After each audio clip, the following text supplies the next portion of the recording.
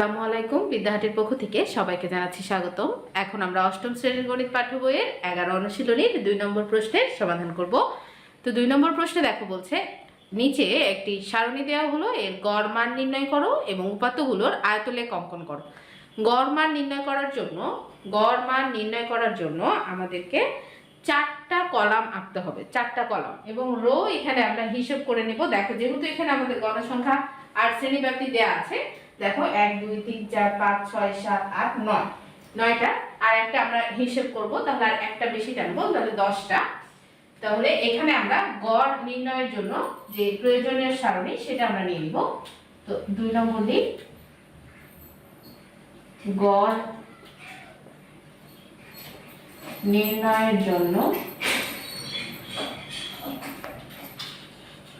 সারণী।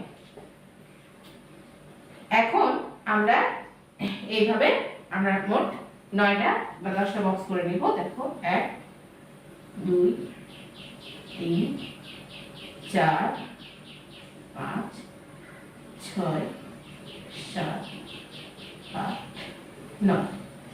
আর এই পাশে আমরা কলাম করব কয়টা? কলাম করব আমরা 4টা। কলাম করব 4টা। এই 1 2 3 আর 1 4। তাহলে কলাম করলাম আমরা 4টা। যদি আমাদের গণসংখ্যাটা দেয়া থাকে, তাহলে গড় নির্ণয়ের সময় 4টা কলাম করলেই হবে। প্রথমটা হচ্ছে শ্রেণী ব্যাপ্তি, বা এখানে প্রাপ্ত নম্বর লেখা আছে, কিন্তু প্রথমটা বেসিক্যালি কি? শ্রেণী ব্যাপ্তি। প্রথমটা হচ্ছে শ্রেণী ব্যাপ্তি। শ্রেণী ব্যাপ্তির পরে লিখব আমরা কি? মধ্যমান।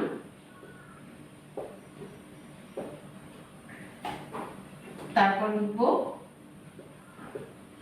গণসংখ্যা। মধ্যমানকে xi দ্বারা প্রকাশ করা হয় আর গণসংখ্যাকে fi দ্বারা প্রকাশ করা হয়। আর এই ঘরে আমরা fi xi লিখব, অর্থাৎ গণসংখ্যা আর মধ্যমানের গুণফল। এখন দেখো, শ্রেণী ব্যাপ্তি প্রথমে আমাদের দেয়া আছে 6 থেকে 10, তাহলে 11 থেকে 15, 16 থেকে 20, 21 থেকে 25, 26 থেকে 30, 31 থেকে 35, আর 36 থেকে 40। আরেকটা ঘর করতে হবে, মানে একটা ঘর কম হয়েছে।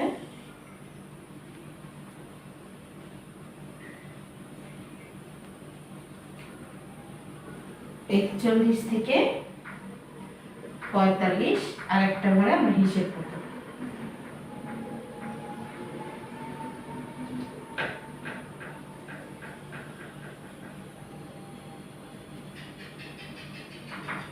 এখন দেখো, আমাদেরকে মধ্যমান বের করতে হবে। তো মধ্যমান আমরা কিভাবে বের করব? মধ্যমান বের করার জন্য আমাদের কি করতে হবে?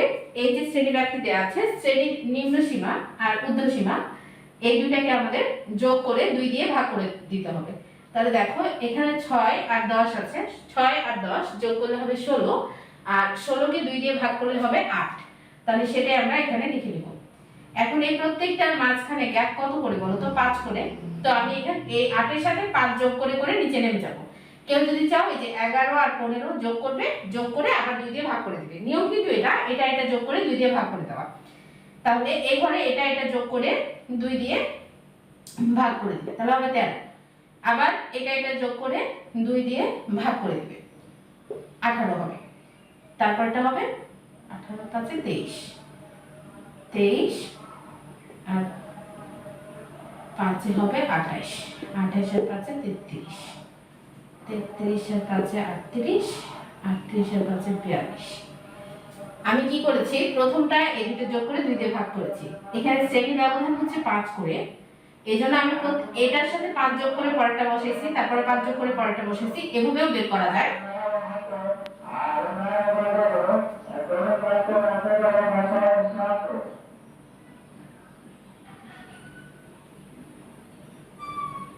আর যদি তুমি চাও যে এটার সাথে 5 5 করে অ্যাড করে করে প্রথমটা বের করে তারপরে 5 5 করে অ্যাড করে করবে, তবুও হবে।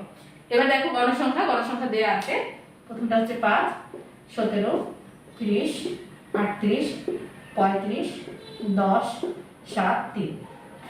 এবার এই দুইটা আমাদেরকে গুণ করতে হবে আর এখানে বসিয়ে দিতে হবে। তো চলো সবগুলো আমরা গুণ করে লিখে ফেলি। তো দেখো 8 আর 5 গুণ করলে 5 এ 8 40 হয়, তাহলে এখানে হবে 40। এখন 13 আর 17 আমাদেরকে গুণ করতে হবে। তো দেখো 13 আর 17 ক্যালকুলেটরে গুণটা করে নেবে। 13 আর 17 গুণ করলে হবে 221। এবার আমাদের 18 আর 30 কে গুণ করতে হবে। 18 আর 30 কে গুণ করলে 540। 3 18 54 একটা শূন্য 540। 23 আর 38 গুণ করতে হবে। 23 আর 38 গুণ করলে হবে 874। এবার 28 আর 35 গুণ করতে হবে। 28 আর 35 গুণ করলে হবে 980। 33 আর 10 গুণ করতে হবে, তাহলে হবে 330। 38 আর 7 গুণ করতে হবে। 38 আর 7 গুণ করলে হবে 266। এবার 43 আর 3 গুণ করতে হবে, তাহলে হবে 129। দেখো আমার সবগুলো গুণ করা হয়ে গেছে। এবার এই সবগুলোকে আমরা যোগ করে ফেলব। তাহলে যোগ যদি করি, তাহলে সামেশন অফ fi xi করলে সবগুলো যদি আমরা যোগ করি তাহলে হবে 3390। দেখো এই যে 3390। আর এই গণসংখ্যাগুলোকে যদি আমি যোগ করি, গণসংখ্যাকে n দ্বারা প্রকাশ করা হয়, তাহলে এটা হবে 145। দেখো আমাদের যোগফলটা কিন্তু বের হয়ে গেছে। গণসংখ্যা আর হচ্ছে fi xi গুণ করেছি যেগুলো, সেগুলো সবগুলোকে আমি যোগ করে দিয়েছি। এখন আমাদেরকে গড় নির্ণয় করতে বলেছে। তো আমরা তো জানি যে গড় x বার সমান কি সামেশন অফ fi xi ভাগ হচ্ছে n। তাহলে fi xi এর মান হচ্ছে 3390 আর n হচ্ছে 145। তাহলে 3390 কে দিয়ে আমাদের 145 কে ভাগ করতে হবে। ভাগ করলে আমরা পাবো 23.31। 23.31। যেহেতু দশমিক এসেছে তাই আমরা এখানে প্রায় লিখব।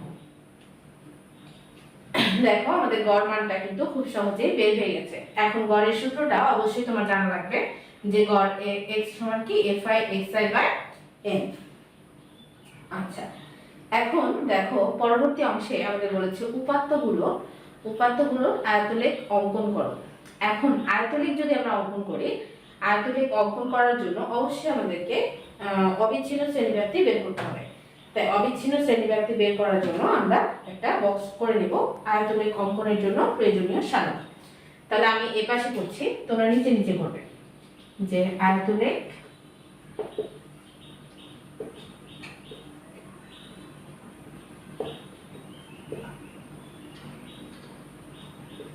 অঙ্কনের জন্য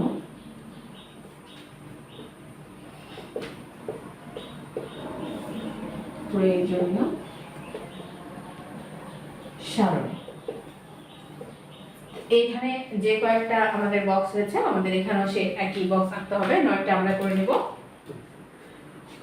এবং আয়তলেখ অঙ্কনের জন্য আমাদের কলাম করতে হবে কিন্তু 3টা।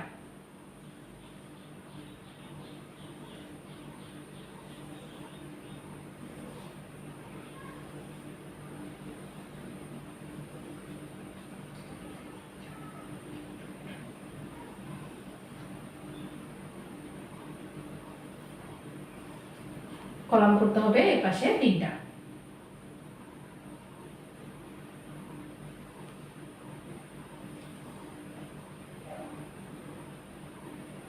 তো প্রথমে আমাদের হবে শ্রেণীব্যাপ্তি, তারপর হবে অবিচ্ছিন্ন শ্রেণীব্যাপ্তি,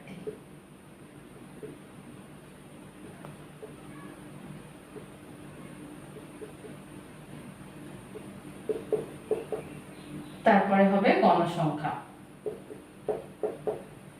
সবসময় মনে রাখবে আয়তলেখ অঙ্কন করার জন্য এভাবে লম্বা ভাবে আমরা কলাম করব হচ্ছে 4টা। কলাম করব 3টা। সবসময় কলাম করব 3টা। একটা হচ্ছে শ্রেণীব্যাপ্তি, একটা অবিচ্ছিন্ন শ্রেণীব্যাপ্তি, আর একটা হচ্ছে গণসংখ্যা। আমরা যখন আয়তলেখ অঙ্কন করব তখন এই 3টা কলামেরই আমাদের প্রয়োজন হবে। তাহলে শ্রেণীব্যাপ্তিটা আমরা লিখে নিই। 6 থেকে 10, 11 থেকে 15, 16 থেকে 20, 21 থেকে 25, 26 থেকে 30, 31 থেকে 35, 40 থেকে 36 থেকে 40 হবে এটা, 36 থেকে 40, 41 থেকে 45। এবারে অবিচ্ছিন্ন শ্রেণী ব্যাপ্তি বের করার সময় কি করব, এই যে শ্রেণীর নিম্ন সীমা থেকে আমরা কি করব 0.5 বাদ দিব আর উচ্চ সীমার সাথে 0.5 যোগ করব।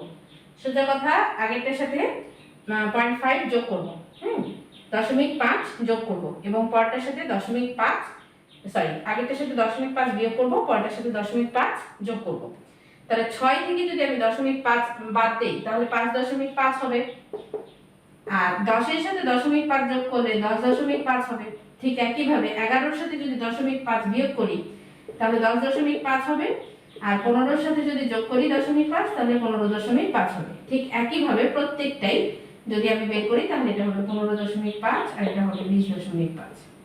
মানে 20.5 থেকে 25.5, মানে 25.5 থেকে 30.5, এখানে 30.5 থেকে 35.5, 35.5 থেকে 40.5, 40.5 থেকে 45.5। এবার আমরা গণসংখ্যাগুলো বসিয়ে দেব। গণসংখ্যা হচ্ছে 5, 17, 30, 38, 35, 10, 7, 3। এই গণসংখ্যা দেখো আয়তলেখ অঙ্কনের জন্য যে প্রয়োজনীয় সারণীটা আমাদের প্রয়োজন ছিল সেই সারণীটা আমরা প্রস্তুত করেছি। এবার আয়তলেখ অঙ্কন করতে হবে, এজন্য আমাদের ছক কাগজে বা গ্রাফ পেপারে অবিচ্ছিন্ন শ্রেণীব্যাপ্তি এবং গণসংখ্যাটা বসিয়ে নিতে হবে। তো চলো আমরা ছক কাগজে সেগুলো স্থাপন করি। দেখো ছক কাগজে আমরা মানটা যেভাবে স্থাপন করব, আমি প্রথমে লিখে নিয়েছি যে ছক কাগজে এক্স অক্ষে অর্থাৎ এই দিকের যেটা মানে ভূমি বরাবর যেটা সেটা হচ্ছে আমাদের এক্স অক্ষ, আর লম্ব বরাবর যেটা সেটা হচ্ছে আমাদের ওয়াই অক্ষ। তো এক্স অক্ষে আমরা অবিচ্ছিন্ন শ্রেণীব্যাপ্তি বসাবো আর ওয়াই অক্ষে আমরা গণসংখ্যা বসাবো। আমি লিখেছি দেখো ছক কাগজে এক্স অক্ষে এক ঘর সমান এক একক ধরবো। এই যে এখানে ক্ষুদ্র ক্ষুদ্র যে ঘরগুলো আছে সেই প্রত্যেকটা ঘরকে এক ঘর সমান আমি এক একক ধরবো, মানে এক করে ধরবো। আর দিয়ে আমি হচ্ছে যে এক্স অক্ষে অবিচ্ছিন্ন শ্রেণীসীমা ও ওয়াই অক্ষে এক ঘর সমান এক একক ধরে গণসংখ্যা নিয়ে আয়তলেখটা অঙ্কন করব। আয়তলেখ অঙ্কন করা হলো। এবার এক্স অক্ষে আমরা প্রথম ঘরটা ভাঙা চিহ্ন দিয়ে ভেঙে দিব। প্রথম যে 5টা আছে এই যে এখানে এই ঘরটা দিয়ে আমি ভেঙে দেব। আচ্ছা, এই যে ভাঙা চিহ্নটা দিয়ে ভেঙে দিলাম, এই ভেঙে দেওয়া বলতে আমি বুঝেছি যে এই মূল বিন্দু থেকে যে আগের ঘরগুলো আছে বলতে বোঝানো হয়েছে, অর্থাৎ 5.5 পর্যন্ত ভাঙা চিহ্ন দিয়ে আগের ঘরগুলো বিদ্যমান বোঝানো হয়েছে। এখন আমরা উঠাবো কিভাবে অবিচ্ছিন্ন শ্রেণীব্যাপ্তি। দেখো আমাদের এখানে শুরু হয়েছে অবিচ্ছিন্ন 5.5 থেকে, তো আমরা মান বসাবো 5.5 থেকে শুরু করে এইখান থেকে নিয়ে এই যে এই সম্পূর্ণ এই লাইন বরাবর বসিয়ে এই পাশে আসবো। 40.5 বসানোর লাস্টে আসবো 45.5, আর গণসংখ্যা যেভাবে আছে সেভাবে আমরা বসিয়ে দিলে হয়ে যাবে। তো চলো এখন আমরা ছক কাগজে তাহলে মানগুলো স্থাপন করি। তাহলে দেখো আমি প্রথম যে ঘরটা আছে, প্রথম যে 5টা ঘর সেটা ভেঙে দিচ্ছি। তারপরে এইখান থেকে আমি লিখবো এখানে 5.5। দেখো আমি তোমাদের বোঝানোর সুবিধার্থে কলম বা কালো কালি ব্যবহার করতেছি, তোমরা কিন্তু অবশ্যই পেন্সিল দিয়ে এটা লিখবে, পেন্সিল দিয়ে লিখবে। পরেরটা তাহলে দেখো পরেরটা হচ্ছে 10.5। এই পরের এই ঘরটা এটা হচ্ছে 10.5। পরের এই ঘরটা এটা হচ্ছে 15.5, 5 করে বাড়ছে। তারপর হচ্ছে 20.5, 25.5, এই ঘরটা হচ্ছে 30.5, আর এটা হচ্ছে 35.5, তারপর 40.5, আর শেষে যেমনটা তোমাদেরকে বলেছিলাম যে লাস্টে 45.5 পর্যন্ত আমাদের নিতে হবে। 45.5 পর্যন্ত আমরা নিয়েছি। এবার গণসংখ্যা প্রত্যেক ঘরকে আমরা এক একক ধরেছি যেহেতু, তাহলে এখান থেকে এইটুকু বললে কত হয় 5। তাহলে এই যে এইটুকু হচ্ছে 5, তারপরে 10, 15, 20, 25, 30, 35, এই ঘরটা হচ্ছে 40, আমরা 40 পর্যন্ত নিচ্ছি। এবার দেখো আমরা গণনা করে এখন শুধু বসিয়ে দিই। তো যখন এখন গণসংখ্যাগুলো দেখে দেখে বসালেও কিন্তু হয়ে যাবে, হ্যাঁ। যখন আমাদের 5.5 ছিল প্রথমটায়, তখন কিন্তু গণসংখ্যা ছিল 5, তাহলে এই ঘর থেকে আমরা 5 ঘর উপরে উঠবো, উপরে, তাহলে এটা পেলাম। তারপরে দেখো যখন ছিল 10.5, তখন ছিল গণসংখ্যা 17, তাহলে এই হচ্ছে 15, তারপর 16, 17 এই ঘর। তারপর যখন 15.5 ছিল তখন গণসংখ্যা ছিল 30, তাহলে এই 15.5 দিয়ে এখানে হচ্ছে আমাদের 20, এই হচ্ছে 30, তাহলে 30 একটা ফোঁটা দিই 20। তারপরে যখন 20.5 ছিল তখন হচ্ছে 38, হচ্ছে গণসংখ্যা ছিল 38, তাহলে এই হচ্ছে 35, 36, 37, 38, 3 ঘর উপরে এই 38। তারপর যখন 25.5 ছিল তখন হচ্ছে 35, তাহলে 25.5 যখন ছিল তখন এই হচ্ছে 35। তারপর যখন 30.5 ছিল তখন 10, 30.5 যখন ছিল তখন হচ্ছে 10, আর যখন 35.5 ছিল তখন 7, 40.5 ছিল তখন 3, আর এই ঘরটা তো ফাঁকাই থাকবে। এখন আমাদের কাজ হচ্ছে প্রত্যেকটা ঘর যে আমরা বিন্দুগুলো স্থাপন করেছি, এই বিন্দু থেকে এই এক্স অক্ষের উপরে একটা লম্ব টেনে নিব। স্কেল দিয়ে টানবে, আমি এখানে খালি হাতে টানছি। এই বিন্দু থেকে এক্স অক্ষের উপরে প্রতিটা ধরে ধরে ধরে ধরে লম্ব টেনে।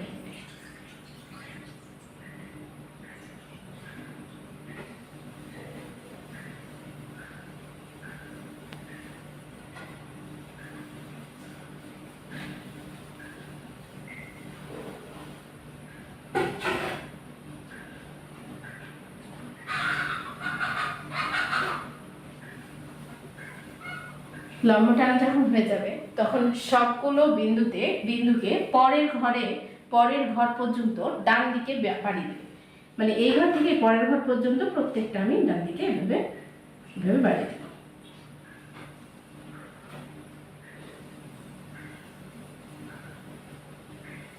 প্রত্যেকটা এখন ডান দিকে বাড়িয়ে দেওয়ার পরে দেখো কোনগুলো পরেরটার সাথে যুক্ত হয়ে আয়তাকার অলরেডি তৈরি হয়ে গেছে, আর কোনগুলো দেখো যে ফাঁকা হয়ে আছে। যে অংশগুলো ফাঁকা হয়ে আছে সে অংশগুলো এইভাবে আমি পূরণ করে দিব। এই বরাবর দাগ দিয়ে পরেরটার সাথে এই দেখো পূরণ করে দিবে, এইভাবে পরেরটার সাথে এইভাবে পূরণ করে দিবে। তাহলে দেখো একটা আয়তলেখ কিন্তু হয়ে গেছে। আর ভেতরের এই বক্সটাকে এইভাবে এভাবে এভাবে কালার করে দেবে, ভিতরের বক্সটা এভাবে কালার হয়ে যাবে। তোমরা অবশ্যই এটা পেন্সিল দিয়ে করবে, অবশ্যই পেন্সিল দিয়ে করবে, এভাবে কালার করে দিবে, কালার যেন বাইরে না যায়, কালার যেন বাইরে না যায়, খেয়াল করবে। এভাবে সুন্দর করে কালার করে দিবে। আমারটা এত সুন্দর হচ্ছে না, তোমরা পেন্সিল দিয়ে যখন করবে তখন বিষয়টা আরো সুন্দর হবে এবং দেখতেও ভালো লাগবে।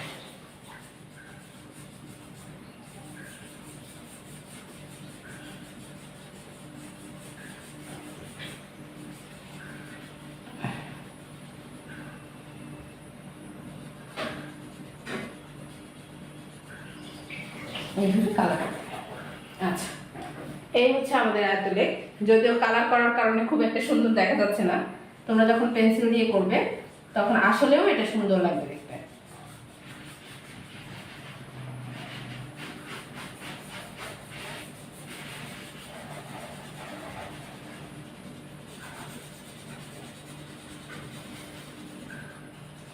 এইভাবে তোমরা প্রত্যেকটা আয়তলেখ অঙ্কন করতে পারবে। আমাদের সবগুলো আয়তলেখে প্রায় নিচের দিকে হচ্ছে অবিচ্ছিন্ন শ্রেণীব্যাপ্তি থাকে এবং ওপরের দিকে থাকে গণসংখ্যা। নিচের দিকে থাকে অবিচ্ছিন্ন শ্রেণীব্যাপ্তি আর উপরের দিকে থাকে গণসংখ্যা। দেখো আয়তলেখটা অঙ্কন করা হয়েছে এবং আয়তলেখটা যেভাবে অঙ্কন করেছি ব্যাখ্যাটা কিন্তু আমি তোমাদেরকে আগেই দিয়েছি।